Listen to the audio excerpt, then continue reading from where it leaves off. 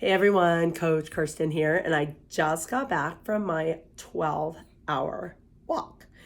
And I wanted to hop on before I forget, and life gets busy because I have a few minutes, and share with you if you're wanting to do a 12-hour walk.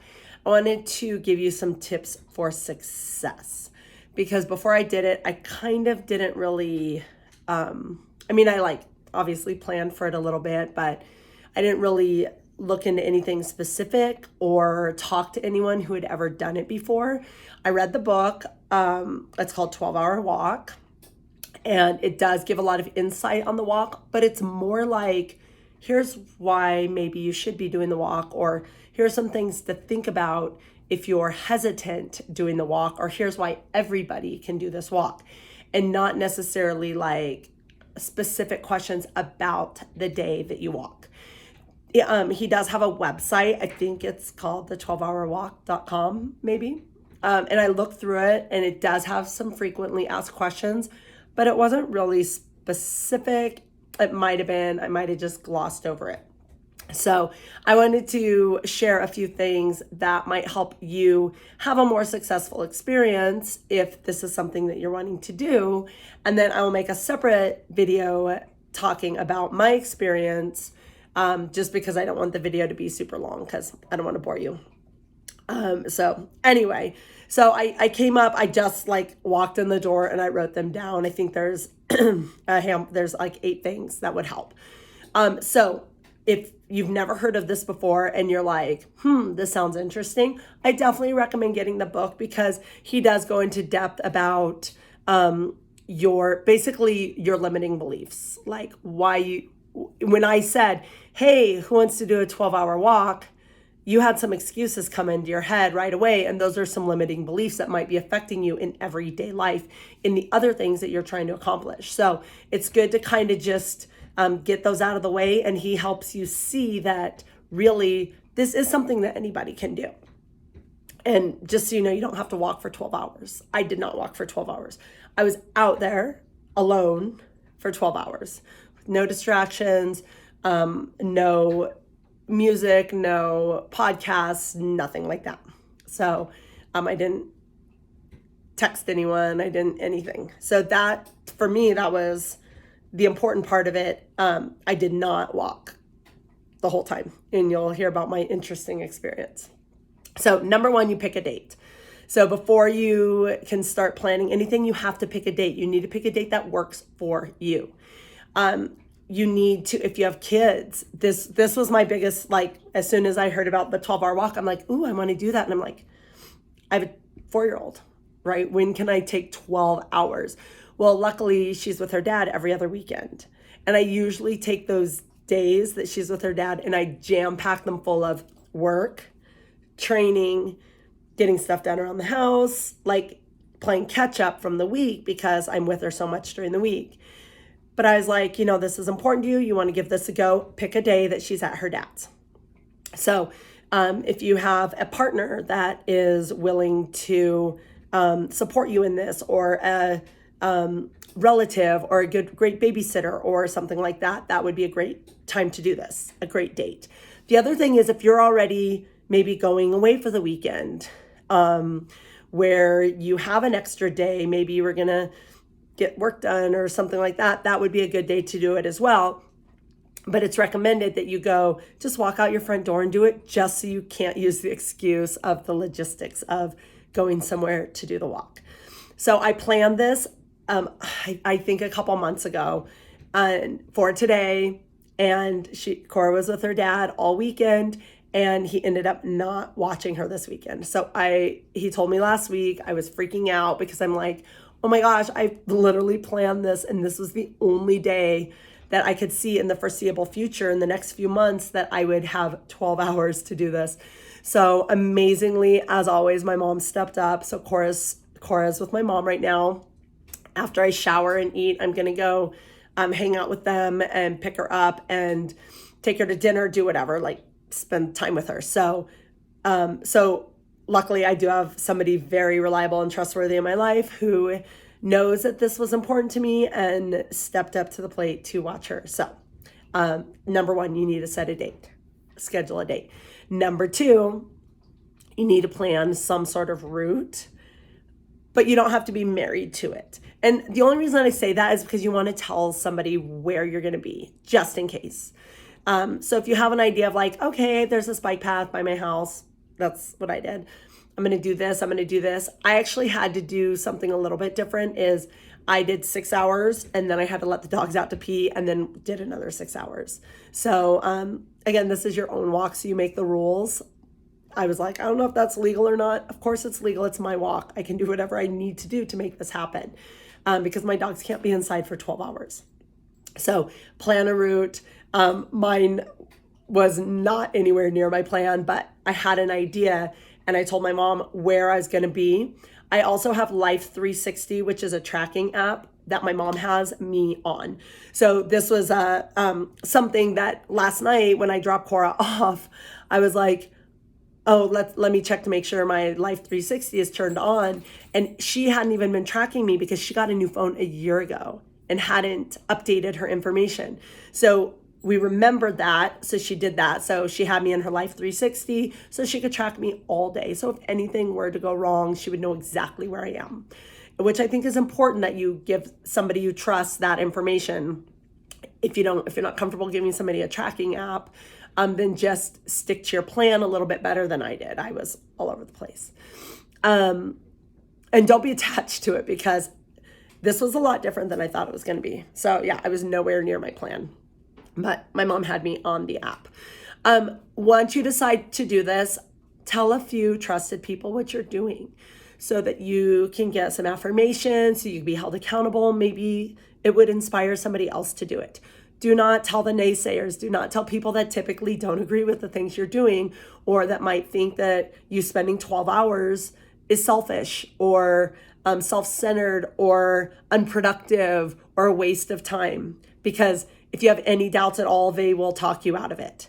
And that is, I think, the story of a lot of people's lives is they have big dreams, they have big goals, they have something they really want that's really important to them, and they end up telling the wrong people and they get talked out of it and it never happens. So I think it's really important to tell a couple people about this so that you can get some affirmation, have some accountability, get some support, but make sure you tell the people that you really trust that you are in their best interest, not the people that are constantly telling you you're nutso or you're crazy.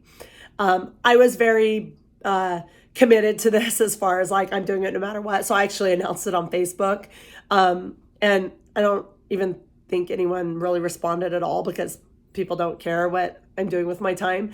But some people might have judged it like, wow, she's going to walk for 12 hours. I think a lot of people thought it was a fitness thing at first, which is, it is absolutely not. It's a personal growth journey. It's a mental thing.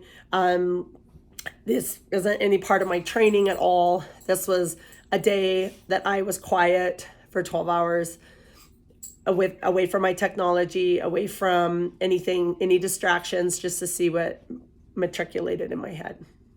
So tell some trusted people. You need to make a list of what you need. It's going to be different for everybody. Here is what I brought. I had a little backpack, which in hindsight, that's one thing. I wish I had a bigger backpack. So I was going to let you guys know some of the things that I wish I would have done a little differently, but have a big backpack so you can fit everything you need in it. Luckily, I came home halfway, so I filled up my bottles, stuff like that. So big backpack. You're going to need food. I was thinking I was going to walk about 30 miles. And so for me, that equals about 100 calories a mile. So 3,000 calories. So I plan to have 3,000 calories of food for me to do that. So food, water, Band-Aids, because I was expecting my feet to be blistered like crazy. Anti-chafing stuff. I use a silicone lubricant. Again, I was planning on being chafed all over the place. I had sunscreen, I had 2 bottles of sunscreen in there just in case one ran out, which I'm so glad. I reapplied sunscreen 3 times today. It was so sunny and so hot. I would be lobstered if I didn't use that. Aquaphor for my lips, just because I knew they would get really chapped. I brought a battery charger for my phone because I did keep my phone on and with me so that I could be tracked by my mom And I was just curious how far I would go. So I put on Charity Miles, which is just keeps track of the time and the distance that I traveled for the day. And so I could see what time it is, so I knew when to come home. And since I wasn't going just 6 hours, turn around and come back 6 hours, I had to come check on my dogs. I needed to have kind of a time where I'm like, okay, I need to go check on the dogs. So I did take my phone out a couple times to see what time it was. I brought money in case I needed to buy some extra anything, food, water, electrolyte drinks, which I did. So I'm really glad I had that. You can bring a credit card, cash, whatever. Your ID, just in case. I mean, God forbid anything happened, but if you have your ID on you, because this is a big thing. Let me think if I had anything else. My keys, obviously, to my house so I can get back in. Sunscreen, chapstick, and I think, and an extra pair of socks, because I was like, my socks I feel like are gonna get like, I don't know, I might want a fresh pair of socks. That might sound amazing.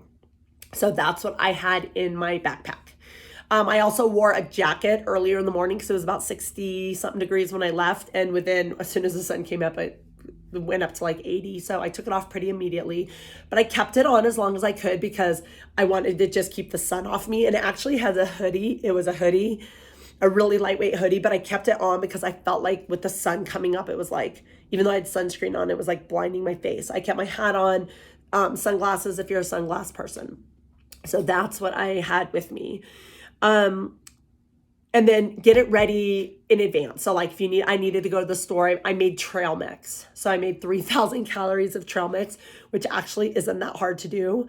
I used pistachios, raisins, and vegan chocolate chips, which melted partway through the walk, but lesson learned, right? So get something that doesn't melt. So like if you like protein bars or energy bars, get ones that aren't maybe like chocolate chip that end up melting. Get something that's a little more like the Power Bar. I don't even know if they make Power Bars anymore, but the Power Bar material, the Power Bar ingredients that like you could set that on the stove and it's not going to melt. So something that if it's hot out and there's heat coming off your body onto your backpack, it's not going to melt. So I did 3,000 calories of trail mix. That is what I made. So I had to go buy the ingredients because I didn't have the pistachios hanging around, and I didn't have the vegan chocolate chips hanging around. Make sure that like your app is updated if you're using that, the Life 360 app. I made sure of that. Gather up your items the night before because you might have to wake up early. You might be tired in the morning. You don't want to forget something in this case. Actually, to be honest, it doesn't really matter. You could just walk back home and have that part of your walk and then grab it and head out again. It's, again, your rules. Electrolytes. I started with just water because I was like, I have salt on the pistachios. I have, this trail mix stuff. I'm just going to drink water at first. The day before, eat well. Don't eat anything crazy that's going to upset your stomach or, make you have to poop every 10 minutes. You guys, I'm sure you can imagine, just for those of you who know that I overshare, that's probably most of my day. And that you're hydrated the day before.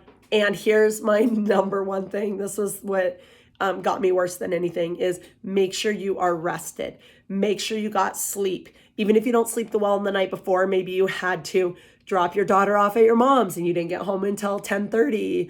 And by the time you got everything ready and took a shower and got ready for bed and took the dogs out, it was midnight. Set your alarm for 5:30 so you can leave by 6. That's okay as long as the nights leading up, you get lots of sleep. For those of you who have done a race before, sometimes you don't sleep the night before. You're nervous about it. You're excited about it. But as long as you got sleep leading up, one day of not very much sleep won't make or break you, but multiple days will. So I spent that's another thing that like wrecked me today was Thursday night. I could not sleep at all. And I still got up early to do my workout. So I got 4 hours of sleep Thursday night. And then last night I got 5 hours of sleep. And that for me is not enough to successfully make it through a 12-hour day.